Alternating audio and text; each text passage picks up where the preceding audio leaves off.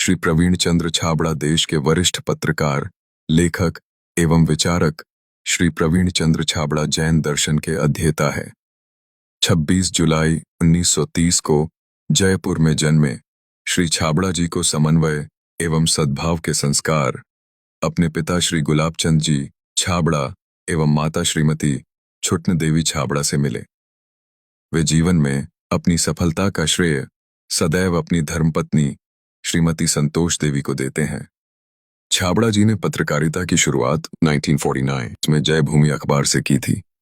उन्होंने अपने समय के लोकप्रिय समाचार पत्र विश्वमित्र, लोकवाणी, हरियाणा पत्रिका और समाचार एजेंसी समाचार भारती के जयपुर, कलकत्ता और चंडीगढ़ में ब्यूरो प्रमुख के रूप में भी काम किया था।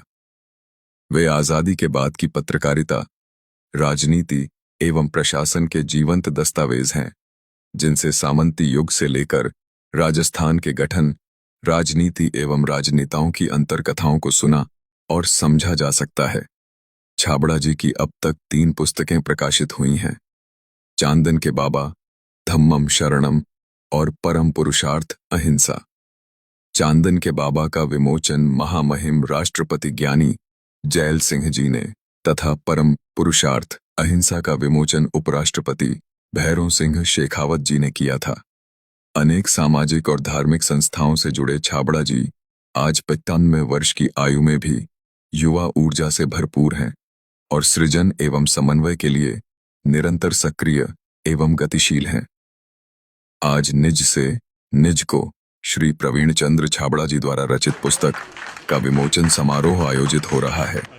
यह कृति आत्ममंथन और आत्मबोध की दिशा में एक महत्वपूर्ण प्रयास है। आज एक विशेष दिवस इसलिए नहीं है कि हम एक किताब का विमोचन कर रहे हैं या भाई साहब ने 95 वर्ष पूरे कर लिए और 96 वर्ष में आ गए हैं। आज हमारे लिए महत्व इस बात का है कि हम एक युग के साथ बैठे हैं।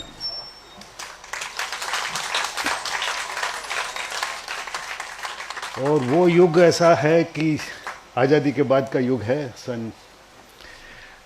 तो किसी युग के साथ बैठना अपने अंदर एक, क्या कहते हैं, रोंगटे खड़े कर देने जैसा है, क्योंकि आपने न केवल आपकी जो जीवन यात्रा है वो पत्रकारिता की यात्रा है जिसको हम आज याद कर रहे हैं, वो राजस्थान के बनने की भी यात्रा है और राजस्थान में पत्रकारिता के बनने की भी यात्रा है। पत्रकारिता तो आज़ादी के पहले भी होती थी, लोग अखबार निकालते थे, लेकिन तब अखबार था जो पैशन में था, अंग्रेज़ों से लड़ाई के लिए था, राजाओं से लड़ने के लिए अखबार निकालते थे लोग। आज़ादी के बाद जो नया राजस्थान जो बना, नए राजस्थान का गठन हुआ और फिर जो इस तरह का समाचार पत्र आए और वास्तव में पत्रकारिता विकसित हुई, उनको आपने जिया है, देखा ही नहीं, जिया है। और हम सौभाग्यशाली हैं कि उस सारे दौर के साथ रहने वाले के साथ आज हम बैठे हैं। और भाई साहब वर्सटाइल पर्सनैलिटी हैं, तो उनके बारे में मैं कुछ कहूँ उसके बजाय मैं कोट करना पसंद करूँगा हमारे विजय भंडारी साहब को। वो अब दुनिया में नहीं हैं, आपके समकालीन थे। वो भी समकालीन तो क्या थे, आपके बाद आए थे वो, तो वो भी आपकी उतनी इज्जत करते थे। उन्होंने अपनी आत्मकथा में लिखा है आपके बारे में। प्रवीण जी भाई साहब वर्सेटाइल पर्सनैलिटी हैं। वे पहले जयपुरी, नंबर 1 तो जयपुर के हैं, जयपुरी हैं, जयपुराइट्स। दूसरे नंबर पर जैनी, तीसरे पर कांग्रेसी और चौथे पर पत्रकार हैं।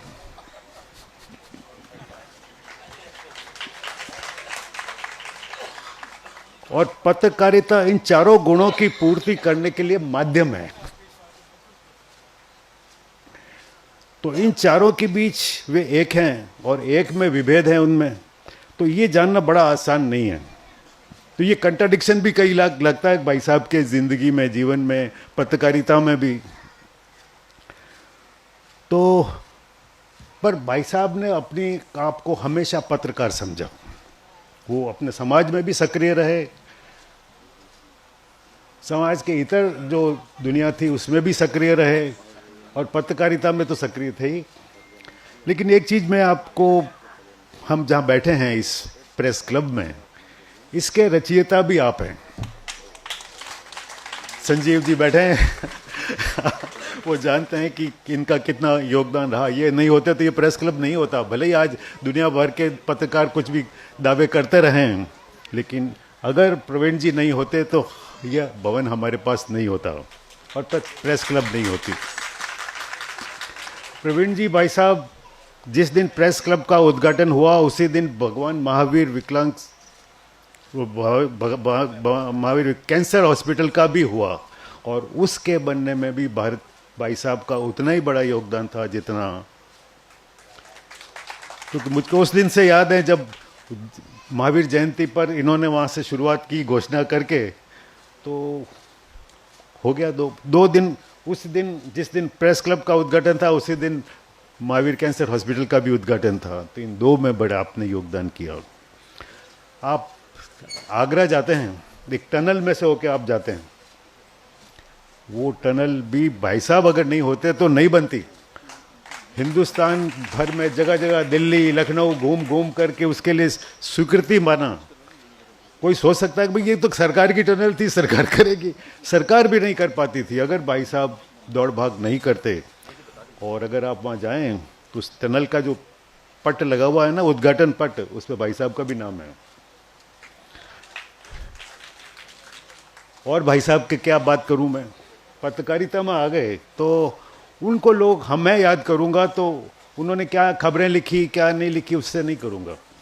उनको मैं याद करूंगा, उन्होंने हमारे लिए लड़ाइयाँ लड़ी, पत्रकारिता के लिए लड़ाई लड़ी। नया नया पत्रकारिता थी, नए नए अखबार थे, और बात गरीबी का ज़माना था। दरिद्र नहीं थे पत्रकार, भले गरीब होंगे, दरिद्र नहीं थे। भाई साहब जब जौहरी बाजार से निकल जाते थे तो बजा ले हर दुकानदार, और भाई साहब नमस्ते नमस्ते।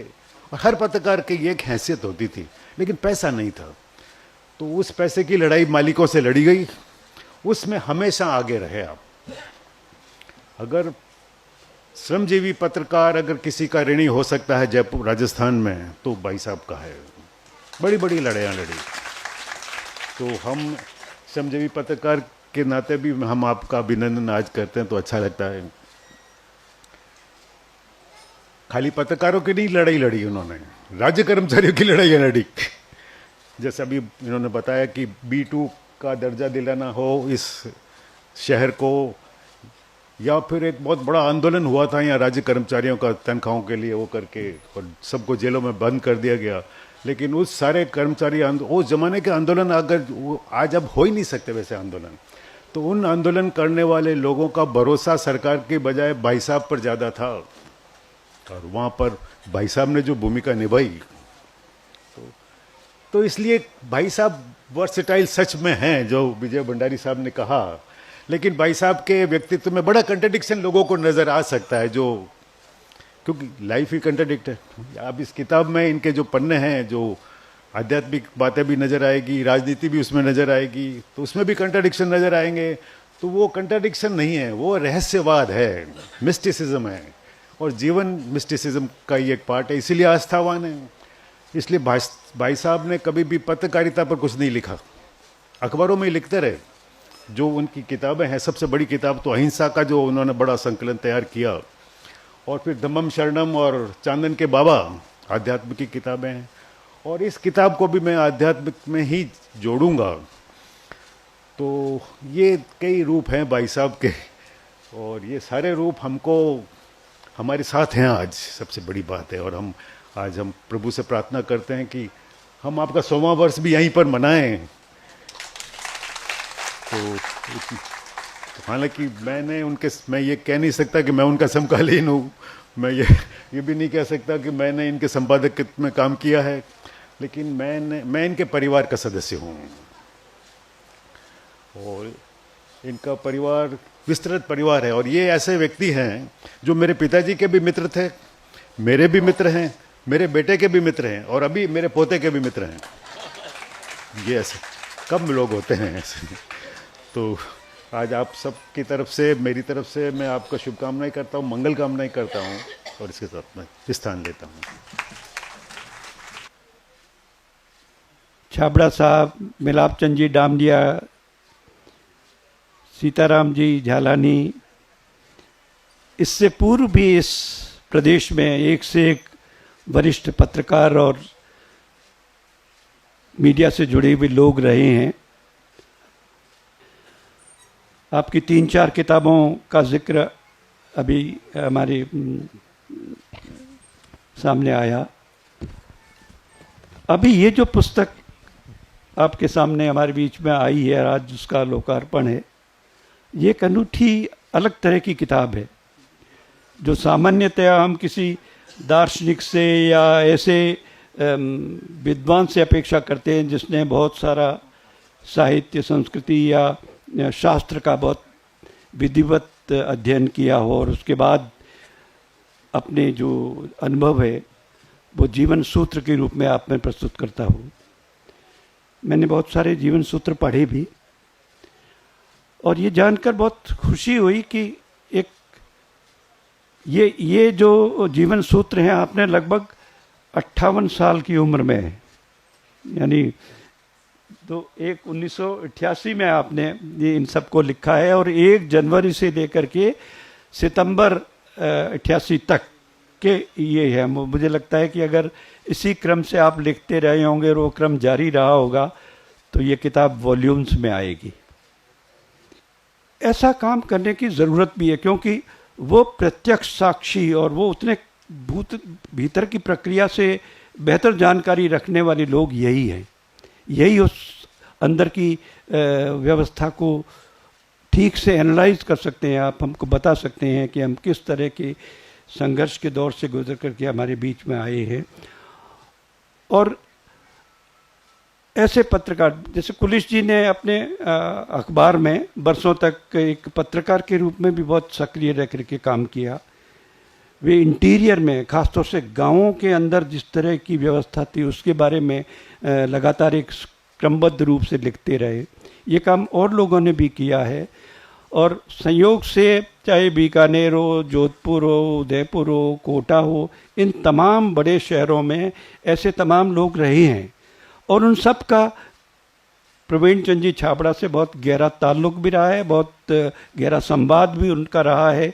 ओम हमारे बीच में बैठे हैं, उन्होंने यहाँ राजस्थान की पत्रकारिता में भी महत्वपूर्ण भूमिका निभाई और उसके बाद जनसत्ता के माध्यम से हिंदी पत्रकारिता को एक सलीका सिखाया।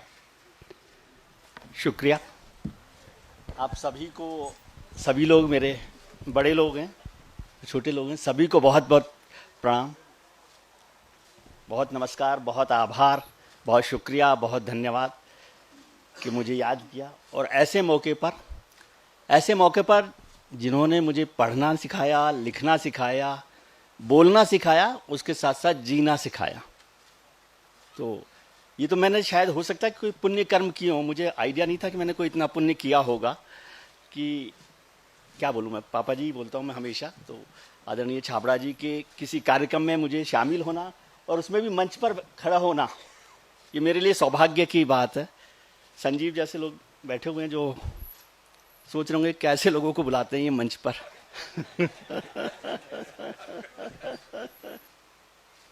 बात हो रही थी, मनोज से भी बात हुई, प्रमोद भाई साहब से भी बात हो रही थी, तो उनका विशिष्ट वक्ता, मैं तो वक्ता भी नहीं हो सकता उस कार्यक्रम में जिनसे पढ़ना लिखना सीखा हो, जिनसे बोलना सीखा हो, जिनसे पत्रकारिता सीखी हो। बहुत अच्छा लग रहा है। देखिए, एक तो जयपुर को समझना, छाबड़ा जी पर तो क्या मैं बोलूँगा, आप सब लोग भी उनको जानते हैं। उसमें एक बात मुझे बहुत अच्छी लगी किताब में, दो चीज़ें लगी, एक कंट्राडिक्टरी है और एक अच्छी लगी। किताब में लिखा गया शुरुआत में ही कि इत्र की सुगंध। तो छाबड़ा जी का जीवन जो है ना, वो इत्र की सुगंध की तरह से ही है, वो सब में फैल गया है, सब में फैल गया है और फैला है तो महक के साथ फैला है। हम सब लोग जहाँ यहाँ बैठे हुए हैं, मुझे लगता है कि सब में उनकी महक का कोई ना कोई अंश है और वो हमारे जीवन को, हमारी ज़िंदगी को, हमारी लाइफ को एक नई महक देता है। पुस्तक का जो टाइटल रखा, शीर्षक रखा, निज से निज को, ये अभी व्याख्या हुई उसकी, निज से निज को भारद्वाज जी ने व्याख्या किया। वो तो इतने बड़े साहित्यकार हैं कि व्याख्या करेंगे, उसके बाद क्या होगा। लेकिन मुझे लगता है कि उसमें निज को तो कुछ है ही नहीं, वो तो सबका है, सबके लिए बांट दिया है उन्होंने। मैं इस पूरी किताब को कल रात को पूरी रात भर में पढ़ के ख़त्म किया है, क्योंकि समय ही नहीं मिल पा रहा था। फिर मनोज को मैंने कहा कि मुझे भेज दो, फिर उन्होंने मुझे ईमेल पर भेजा, तो मैंने पूरी किताब ईमेल पर पढ़ी रात भर में। तो उसमें निज कुछ नहीं है, वो तो सबके लिए है। और जब मैं पढ़ा तो मुझे लगा कि ये साहित्य तो नहीं है, ये तो कुछ शास्त्र है। जैसे कुछ पढ़ा करते थे पहले, थोड़ा बहुत पढ़ा जितना, जिन्हें हम एपिक कहते हैं, जिन्हें शास्त्र कहते हैं, जिन्हें उपनिषद कहते हैं, उनमें से कुछ ऐसा है। केवल ज्ञान की एक गंगा है। ऐसी पुस्तकों का एक नुकसान बड़ा होता है हम जैसे लोगों के लिए, हर चैप्टर को पढ़ा तो लगा कितना गलत किया है मैंने जिंदगी में, और कितने गलत तरीके से समझा है जिंदगी को। एक एक शब्द, यदि आप इस पर चर्चा करें, मैं एक एक शब्द पर पढ़ रहा था, निर्धनता को लेकर, आचरण को लेकर, वायु को लेकर। वायु को हम लोग तो देख भी नहीं पाते, और वायु की जिस तरह से कल्पना की गई, वायु को जिस तरह से विस्तार दिया है ना उसमें, कामना को लेकर। एक बहुत महत्वपूर्ण बात लगी जो चर्चा आजकल कम होती है, पता नहीं करनी चाहिए कि नहीं करनी चाहिए, गांधी की चर्चा।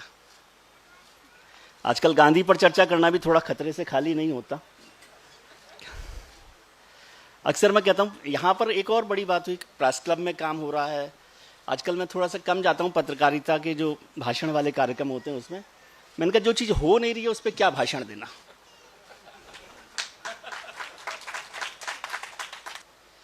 तो अच्छी बात लगती है मुझे, उस बात पर चर्चा कर रहा था। गांधी को लेकर एक लाइन उसमें बहुत अच्छी लिखी हुई थी कि कायरता होती, हिंसा जो है कायरता का दूसरा रूप है एक तरह से। हम तो दिन भर हिंसा करते करते ही वीर बनते जा रहे हैं। हर तरह की हिंसा हमारे पास आज की तारीख में है, वो वाणी में है, वो व्यवहार में है, और अब तो फिजिकली भी है।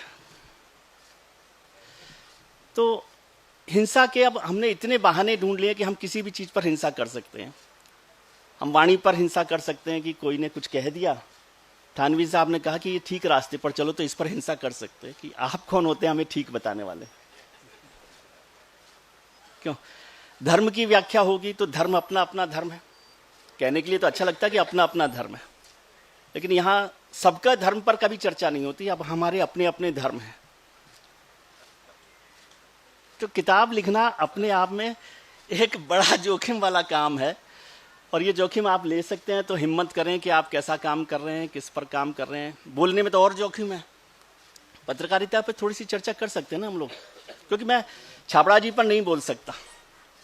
छाबड़ा जी पर मैं केवल इतना ही बोला कि मुझे ये किताब साहित्य नहीं लगी, ये शास्त्र लग रही है, कोई उपनिषद का हिस्सा मुझे लगती है। एक एक चैप्टर में एक एक शब्द को इतनी खूबसूरत तरीके से व्याख्या की गई है कि यदि एक शब्द भी हम समझ जाएंगे तो जीवन के किसी अर्थ को समझ पाएंगे।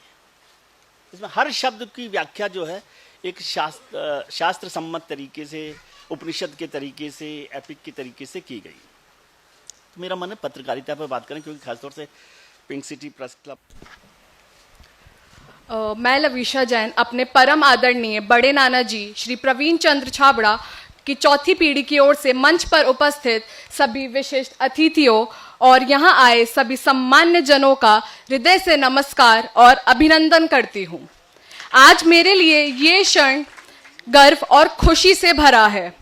इन भावनाओं को शब्दों में कहना मुश्किल है, पर इतना जरूर कहूंगी कि मेरे जीवन का ये पल हमेशा यादगार रहेगा, क्योंकि आज मैं अपने बड़े नाना जी के लिए मंच पर खड़ी हूँ। बचपन से ही मम्मी, नीलू मौसी, प्रतिभा नानी, प्रमीला नानी ने आपके बारे में बहुत बताया है। आप उनका लिखना, उनका बोलना, राजनीति की दुनिया में उनकी मजबूत उपस्थिति और सामाजिक व धार्मिक कार्यों में उनकी भागीदारी, आपके बारे में सुनी हर बात रोमांचित कर देती थी।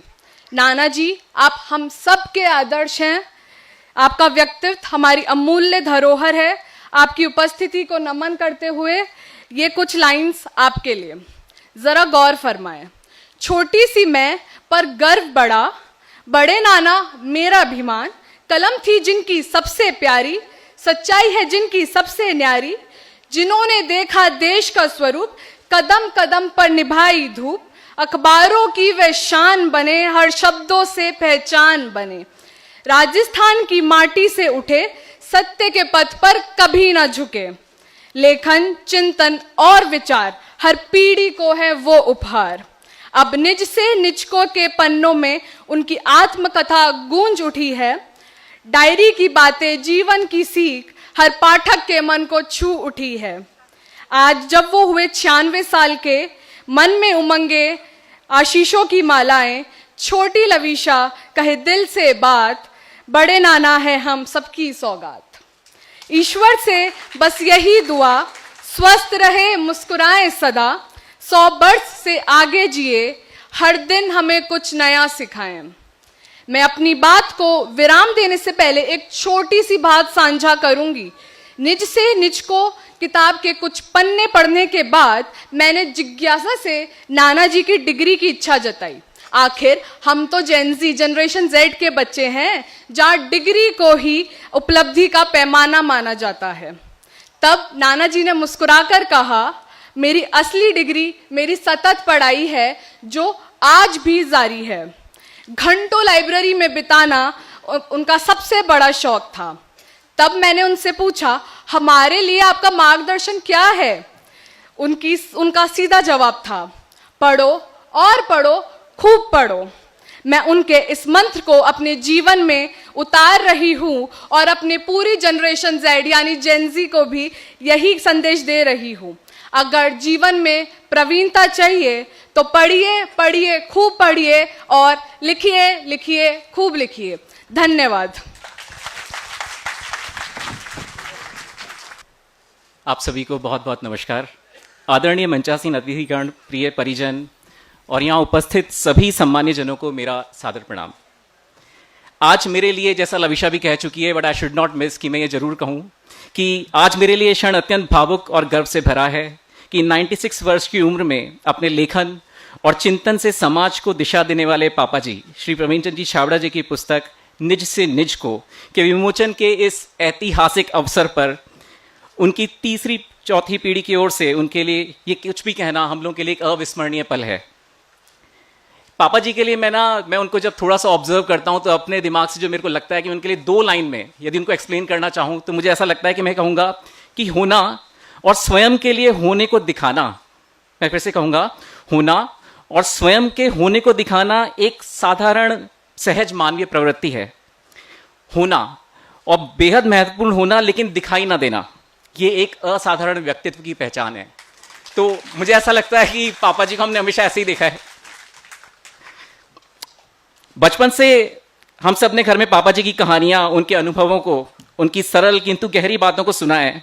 उनका अनुशासन, अध्ययन की आदत और जीवन के प्रति जिज्ञासा हमारे लिए प्रेरणा का स्रोत रही हैं। ये बुक बहुत हद तक उन्हीं एक्सपीरियंसेस का बहुत बोलते ना समरी का पॉइंट ऑफ है, आप जरूर पढ़िएगा। आज भी उनका दिन किताबों और लेखन प्रक्रिया में डूबा रहता है, मानो उम्र ने केवल शरीर को छुआ है, मन और वन आज भी पूरी तरह से युवा हैं। पापा जी के साथ बिछाया हुआ, मतलब मैं आपसे क्यों एक थोड़ा सा स्पेशल ये मूवमेंट चाहता हूँ कि मतलब I am one of those lucky people जिन्होंने कि उनके साथ बचपन बिताया है। मैं अपने छुटपन में उनके साथ ही रहा हूँ। आई थिंक मम्मी पापा साथ ज़्यादा उनके साथ रहा हूँ।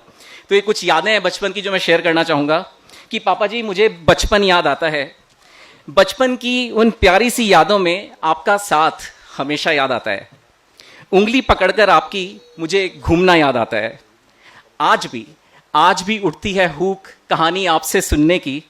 फिर से वही चंडीगढ़ और वही बचपन याद आता है।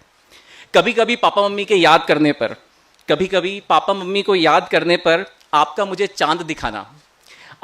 चांद दिखाना और ये कहना कि उन्हें भी यही चांद नजर आता है। आज भी चांद को देखकर आपका मुझे प्यार से ये बहलाना याद आता है। वो रामलीला देखने जाना, वही हनुमान जी का घोटा याद आता है। दौड़ के रोहतांग पर चढ़कर तनु से रोहित बन जाना बहुत याद आता है। डिगने लगता है जब कभी भी मन आपकी छवि मात्र से, मैं फिर कहूंगा, डिगने लगता है जब कभी भी मन आपकी छवि मात्र से मन दृढ़तर बनता जाता है। प्रकाश स्तंभ हैं आप हमारे, आपकी हर बात में अनुभव जन्य ज्ञान का वो भंडार नजर आता है। आपके आशीर्वाद के फल से हम आपको रोशन करते रहें। आपके नाम को अपने काम में सार्थक करते रहें। हर पल हर क्षण प्रवीण होते रहें। हर पल हर क्षण प्रवीण होते रहें। Thank you.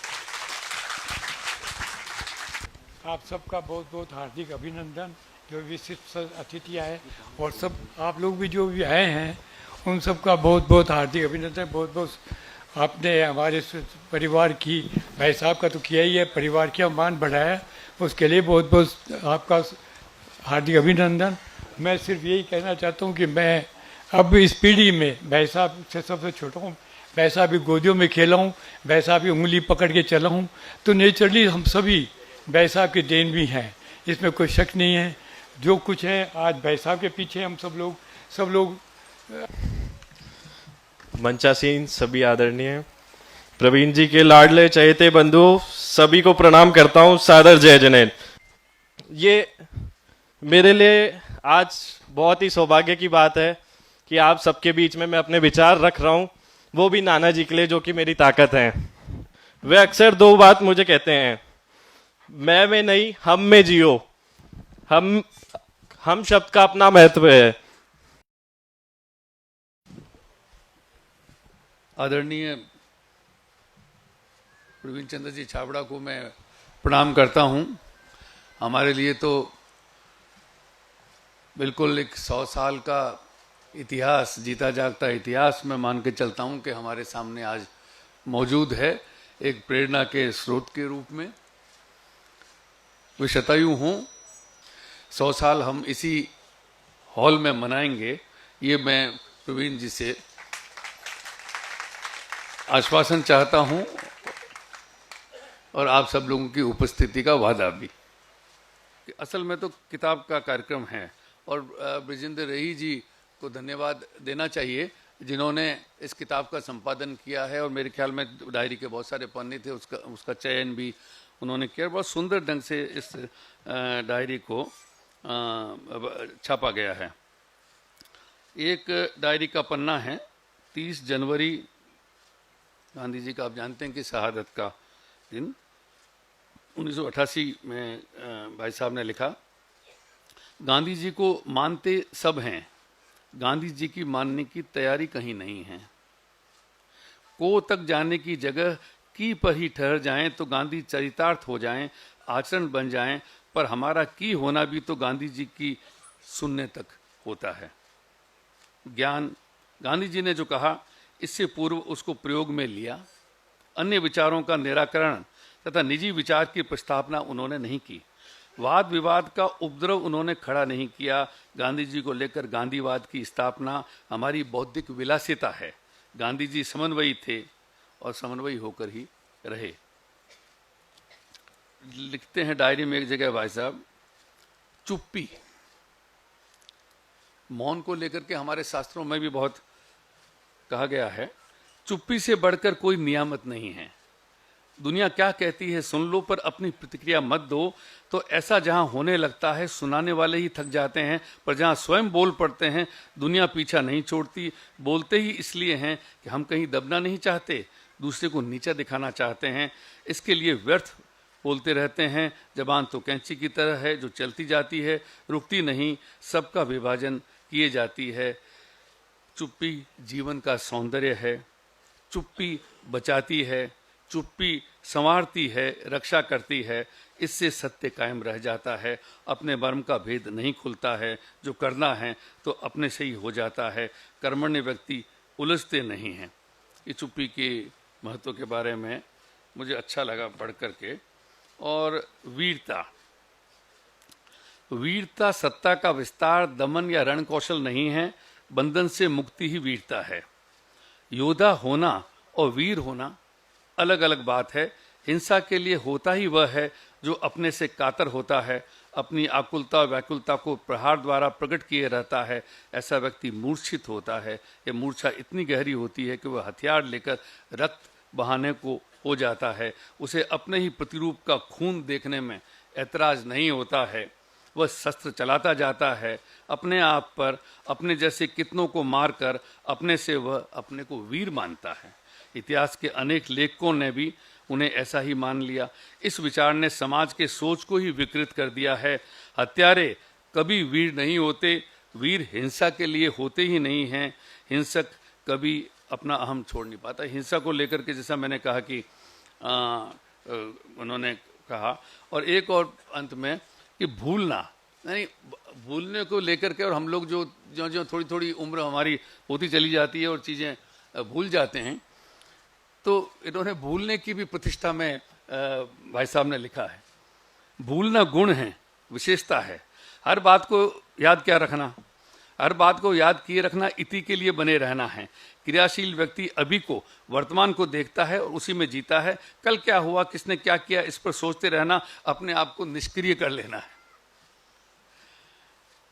स्मृतियां सांप की तरह होती हैं जो लिपटी रहती हैं, भूत बनकर डराए रहती हैं। राग द्वेष बना रहता है और हम अपने को विस्मय करके स्वयं का घात करते चले जाते हैं। स्मृतियां निष्क्रिय बनाती हैं। अपने को भूलना और भूलते चले जाना कि जीवंत रहने की निशानी है।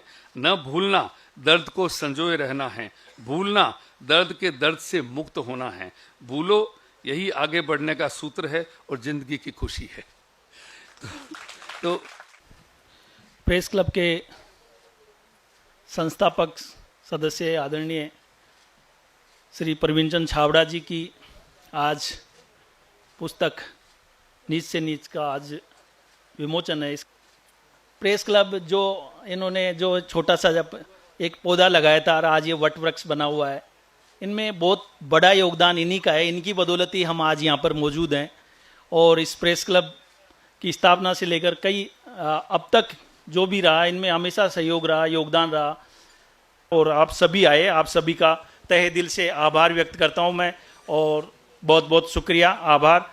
और अब सब अल्पाहार पर आमंत्रित हैं। आप सबका अभिनंदन, बहुत बहुत स्वागत।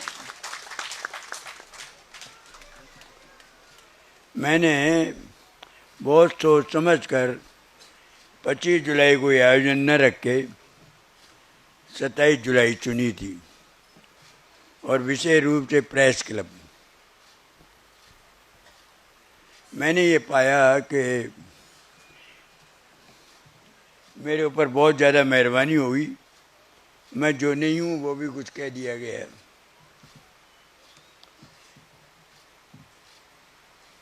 ये किताब कब आपके हाथों में जाएगी और कैसे जाएगी ये तो मैं नहीं जानता, लेकिन मैं ये बता दूं कि ये जो कुछ लिखा गया है, इसमें एक शब्द का प्रयोग किया है मैंने आत्मकथ्य में, निर्विचार निर्विकार, न मंथन न चिंतन। बहुत लोगों ने मेरे से कहा तो बिना विचार के लिखा कैसे जा सकता है। कहीं न कहीं चिंतन और मनन भी हो गई। बहुत छोटी सी बात कह दूँ, मैं कलकत्ता से प्रतिभा को चिट्ठियाँ लिखा करता था। समेत शिखर जी के बीच में यात्रा हुई, इन्होंने चाहा कि मैं यात्रा का वर्णन लिखूं, तो ज़्यादातर यात्रा का वर्णन लिखा जाता है, पर वो कुछ भावात्मक और दर्शनात्मक पत्र हो गए, जो 16 पत्र थे। वहाँ से आने के बाद एक दिन रात को करीब 10-11 बजेगा, डायरी मेरे सामने, बहुत शानदार डायरी विद्या विनोद जी काला की पड़ी थी। और डायरी को देख करके मुझे लगा कि विद्या विनोद को इसको भर करके दे दूं मैं। तो लिखने क्या लिखूं, कैसे लिखूं, ये बहुत कुछ सोचता रहा। अनायास कलम से पहला सेंटेंस, पहला शब्द आया सुकृत, और फिर उसी पर कलम चल गई। और फिर तो ये रोजाना का एक आधार हो गया, उस पर जो भी शब्द लिख दिया गया, और वो एक पेज में। उस समय न कोई विचार था, न कोई इसके पीछे दर्शन था।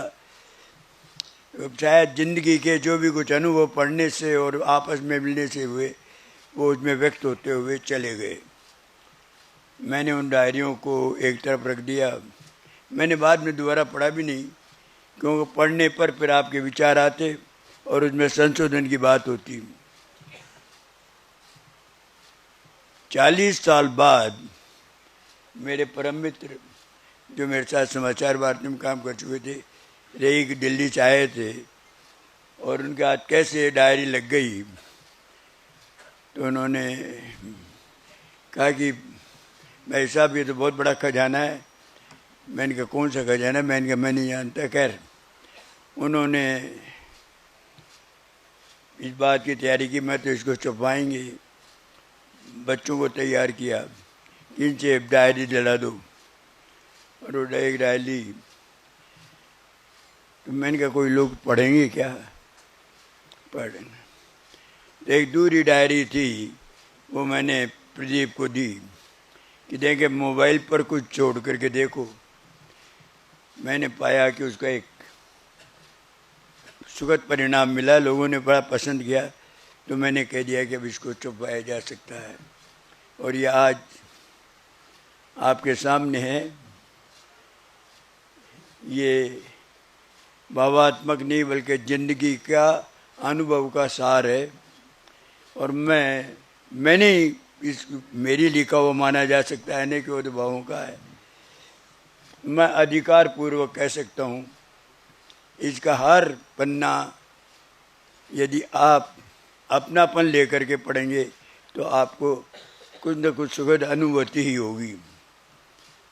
इसमें बहुत कुछ चीज अपने आप में व्यक्त हो गई है, और आज आपने मुझे अपनापन दिया, वो मेरे लिए बहुत बहुत, मैं क्या कहूँ इसके लिए। मैंने आज 95 वर्ष पूरे किए, 96 वर्ष में आ गया। कैसे पूरे कर लिए जो मैं नहीं जानता, कैसे लेखन शुरू हुआ ये भी नहीं, पर एक वाक्य मेरे दिमाग में हमेशा रहा है, वो मैं उसे जैन दर्शन का मर्म मानता हूँ। वो है जो है सो है। जब तक आपकी ज़िंदगी में तो जो है, तो सम्यक ज्ञान, सम्यक दर्शन और सम्यक चारित्र तीनों उसमें निहित है, और उसी तरीके से व्यक्त भी होने लगेगा।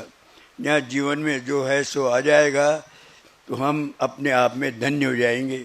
बस मैंने आपका समय लिया, और एक बात बीच में ज़रूर कह दूँ, ये दोनों मेरे दोस्ती और नाना, मैं पहले तो स्वीकार नहीं किया था, लेकिन उनकी जो भावनाएं थी उसको मैं रोक भी नहीं सका, क्योंकि ज़्यादातर लोगों में जन्मदिवस ही ज़्यादा महत्वपूर्ण हो जाता है। जो आज के दिन ये किताब मेरे लिए ज़्यादा महत्वपूर्ण थी। आपका समय लिया, और उसमें मेरे सामने जो लोग बैठे हुए हैं उनका मैं किस तरीके से अभिनंदन करूं, मेरे पास कोई शब्द नहीं है। बहुत बहुत धन्यवाद।